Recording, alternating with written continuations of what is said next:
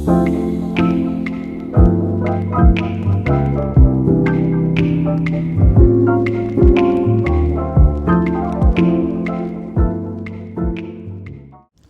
welcome back to News for Me. Today's episode is about COVID. I am Alberto and I am accompanied by Harvy, Dayani, Annabelle. And today's topic is about coronavirus and xenophobia. This topic is important to our team because along with millions of people across the world have faced difficulties and affected by the pandemic. Additionally, analyzing the wide-ranging societal effects of COVID-19 can inform strategies for recovery and rebuilding Additionally, analyzing the wide-ranging societal effects of COVID-19 can inform strategies for recovery and rebuilding efforts across sectors like healthcare, education, economy, and social services. It also highlights areas that need strengthening and enhance social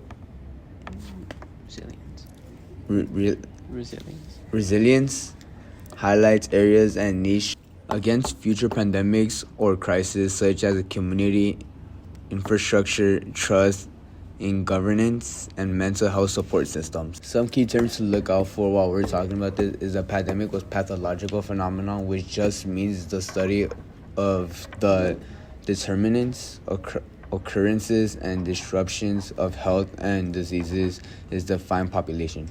Another one is cultural relativism, is the view that ethical and social standards reflect the cultural context form which they are. The cultural relativism is the view that ethical and social standards reflect the cultural context from which they are derived.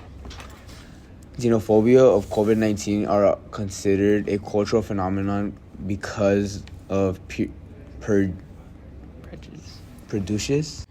Xenophobia and COVID-19 are considered a cultural phenomenon because of prejudice and stereotypes against certain ethnic or national groups, in this case, Asians and Asian Americans. These biases are often shaped by historical, social, and political factors within the culture. Therefore, xenophobia has been a recurring phenomenon during the pandemics since societies seek to assign blame on certain groups, reflecting deeply ingrained cultural biases and fears. This affected American culture because it's the start of a new era of social media standards and overall a new world because of the effects of the pandemic and lockdowns. An app that was newly discovered during the pandemic was TikTok, which a lot of people began to use, and this is where a lot of videos of people dressing in new ways or things because they were isolated and had no one to be judged from. Also, during the pandemic, many society standards were to stay isolated or away from people because of public health concerns like COVID-19. The pandemic also led to a fear of traveling and xenophobia, especially from people in the eastern parts like Asia, as the virus began in China and people linked it from there. This affected people's perception of their identity as Americans, and it can be seen with Asian Americans because they were seen as less American. For this reason, the pandemic amplified existing xenophobic biases that challenge Asian Americans' perception, identity, and acceptance as Americans, especially among those blaming China. The underlying issue that this phenomenon presents about American culture and identity is the underlying racism and arrogance of the country, as well as the personal impact of many American social interactions. The country began to blame and look down on the people of Asian ethnics and countries as a scapegoat. Our country wanted to find someone to blame. The use of social media added more fuel to flame as people mostly got their information of the world through apps such as TikTok, Instagram, and Twitter. The result of this phenomenon included parental foreign stereotype, mental health impact, and reduced stereotyping effect. Xenophobia and COVID-19 challenged the Asian American identity and acceptance as truly American and sense of belonging. Fortunately, the pandemic is gone and we no longer have the lockdowns, and most of the world has healed from it. People can go out without masks and stand next to each other, but the effects of the pandemic are still felt to this day since it has left a long-standing effect of being cautious. One of the effects of the pandemic that is still felt today is the rise of the mental health awareness during the lockdowns, as many people realized that they didn't have to work an office job and could do other jobs from home. We have particularly seen events like this happen in the United States as people have spoken out about hating or not liking their jobs and not liking what they are doing for a living. These events have happened during the years of the spike of the pandemic from 2019 to 2024, where we still see topics being spoken about this to this day. Events like protests and demands for healthcare. This has happened as people realized that they did not like what they were doing during the pandemic. They also realized that they could work from home or a remote location, and a lot of people were angered by this. This affected American culture and society as there was an uprising in depression among people during the pandemic. The problem was that people didn't like this situation they were in and wanted to do more interesting jobs towards their passions. This affected people's perception of their identity as Americans because they realized that they were just workers, just working to live for people, simply just trying to live. The catalyst inspired people to be more than what they were. The underlying issue that this phenomenon presents about American culture and identity is that we tend to follow what others do, and that we conform to what society tells us to do and intake what we're given. We only focus on what and follow the main agenda, and we just follow what people say and do. The result of this phenomenon is that mental health is more talked about, and people are more aware of the effects of mental state. We also have people doing what they like, enjoying their jobs, or schools and social media pushing for students to pursue their passions, or just simply more outlooking and adventurous in their life. And that's all for now, but right now we're going to give an interview from someone that was also affected by the pandemic and give his personal statement. We're going to interview a person that was affected by the pandemic and experienced it. His name is Mr. Lopez. Introduce yourself. Hello, my name is Mr. Lopez. I'm a government student teacher at Esperanza, and yeah. We're going to ask you questions of how you were affected about the pandemic, and you answer them to your best ability. What did you do during the pandemic? What year are you talking about? The beginning, when it all the lockdowns So happened. I was in community college when the pandemic happened, and I remember the first month they said, we're going online, we're going to have classes online, and then it turned to a full month, and then it turned into the end of the year. That was yeah. And then the rest of the pandemic, I had my next semester online fully. I started playing video games for the first time ever, really. I watched a lot of movies. I got COVID twice, 1 year apart, on my birthday, both times. So my 21st birthday, I was locked in my room. Yeah. What else? Yeah, I basically just sit at home. Okay. Thank you. For a second question, were you happy during the pandemic? I think that I missed hanging out with people, but since I grew up in a small town, I was able to hang out with people still because they just tested to see if they're negative, and then I would see them. And then what else? I think I was enjoying my time playing something new, like video games, and playing socially with my friends because I had not really done that before. But I don't think I was necessarily happy. I don't think I was necessarily sad. I think it just, it made me shift what I was doing every day. Yeah. What affected you the most during the pandemic? I think having everything closed and everything limited and just having to be extra careful, My mom was very like cautious about COVID, and even though we got vaccinated and everything, like she was still really worried about it, which made her like harder to convince to do things outside of home, which was hard. Thank you. Did you have trouble making money or finding work during the pandemic? Well, I was a full-time student. Did I work? No, I didn't. No, I wasn't working at Gilroy Gardens, but I used to work at Gilroy Gardens. Obviously, it's an amusement park, and so during the pandemic, it was completely closed. It didn't work out. So I think if I was looking for a job, it definitely would have been harder because less people were looking for minimum wage jobs, because all those minimum wage restaurants and stores, they were all like limiting how many people were inside the store.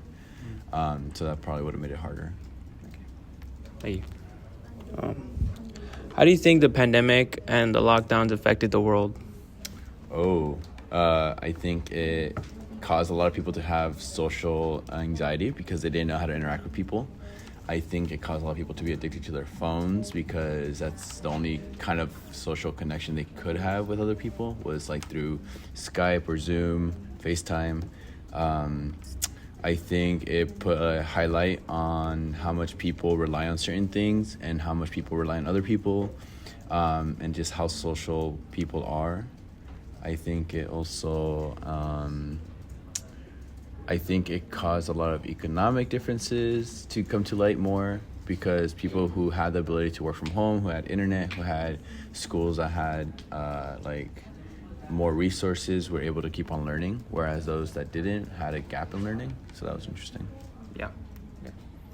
Is there anything you would like to say or anything add on?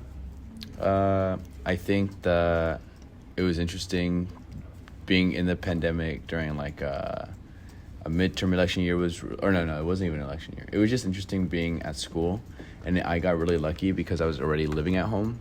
Whereas those who like were already at university had to go back home and, shift more of their lives. I got really lucky in that sense. But then when they go to university afterwards, COVID was ending, and so I was able to go in person to all my classes. So I got really lucky. Okay. You're just fortunate. All right. Well, that's all from you, and thank you for interviewing us, us interviewing you, and thank you. Yeah. Okay, now we're gonna give our own personal statement about how COVID has affected us and just our well-being. I'm Harvy, and for me, it affected me is that I just couldn't go out, and I kind of lost contact with friends from middle school, but also I just didn't really like that I couldn't go out because I was just like at home doing nothing really. It wasn't affecting me that badly, but it just wasn't really enjoyable because, as I said, I couldn't do anything. So I was just at home, but it wasn't bad because I had my PS4 I can just play on and watch movies and just chill whenever I wanted to. But it wasn't that bad for me, honestly. Yeah. My name is Dayani, and during the pandemic, I didn't really do much and made me focus on my education and applying to high schools. I wasn't happy but wasn't upset either. The only few things that I missed was going out and seeing friends, as well as being involved in sports. I felt this way because I was bored of not being able to do much but used it as a way to focus on school. What affected me the most during the pandemic was being isolated and not permitted to go outside. It was a new change that I didn't have time to adjust to, as well as the new restrictions like social distancing. I think the pandemic and lockdown affected the world economically and socially because people lost jobs, homes, families, and weren't able to communicate with each other by interacting socially, and instead had to rely on social media that didn't have the help on how to deal with the sudden change. I'm Alberto, and the pandemic affected me pretty hard. I remember it being the school telling me it was gonna be for a week, then it turned into a month, and then it turned into a year. And honestly, my academics wise, it really did affect it. It really impacted me. I went from straight A's to straight F's. During the pandemic, I really didn't care much. At first, I honestly was pretty excited that there's gonna be no school. But as soon as time passed on, it really really just got boring. I was so used to being outside, hanging out, playing sports, but when pandemic started to hit, it's like a huge turn of events that we all had to shut down. We all had to be in our houses, how do you say? Quarantine. And yeah, it also really did take effect on my mental health. I did get COVID 2 times, so that really did affect me a lot. And it really did worry my mom when it really got worse for me. I got really sick for about a month. And, well, I wasn't able to visit doctors. They were all very far away from me. I wasn't able to rely on no doctors. I just had to rely on the medicine Mom kept on giving me. And, yeah, after that, well, yeah, the pandemic did affect me a lot. And, yeah, that's how it affected me. I'm Annabelle, and when the pandemic first hit, I was in 7th grade of middle school, and we had to move to remote learning, which at first we thought it was just for like a few days, but then it moved into me graduating middle school online. I wouldn't say I was particularly happy during the pandemic because I was stuck in one place for a very long time without being able to see my family and friends. Similar to what Mr. Lopez said, my parents were also pretty paranoid about the whole situation. They wouldn't let me go outside for a while, and I had to be super cautious all the time wherever I went. I think what affected me the most was doing school online. I didn't usually struggle with my work, but in the very few times that I did, it wasn't as easy to just ask a teacher for help. As for how the pandemic affected people on a worldwide scale, many people lost their jobs and weren't able to pay bills. Racism and discrimination came into play, and access to healthcare was limited for many people. The pandemic was kind of tough because, 8th grade, I was promised to go to Six Flags. I was promised to go to Washington, a beach, a picnic, and, it's kind of BS, And, now that my little brother's going through it, he got all of that and I get nothing, so it's kind of BS, still. But, yeah, I'm guessing everybody in 11th grade, I feel like everybody in 12th grade could agree with that we were promised stuff, but the pandemic hit. A moment that was reached upon completion and of our research and studies and everything is that information was able to be presented to the world, that people have access to, topics and podcasts like this, such as ours, that they're not limited to information solely about their country and could see that the feelings that they felt during the pandemic are universal. People can learn and see the effects a virus can have and cause on the world, specifically xenophobia and mental health. A solution to tackling this issue about misleading information is to continue listening to podcasts like this one, the one you're listening to right now, and read from multiple sources of media and news. In learning, people can learn more about the world and prevent effects such as xenophobia and mental illness that can cause harm to people all over the world. And, as in any statement, for people listening, we just want you to just leave knowing the effects of COVID and the same experiences that you have felt are universal and that you're not alone. That concludes the end of our episode. We'll see you next week. Bye. This is Harvy. This is Dayani. Oh, this is Annabelle. This is Alberto. And that's all. Bye.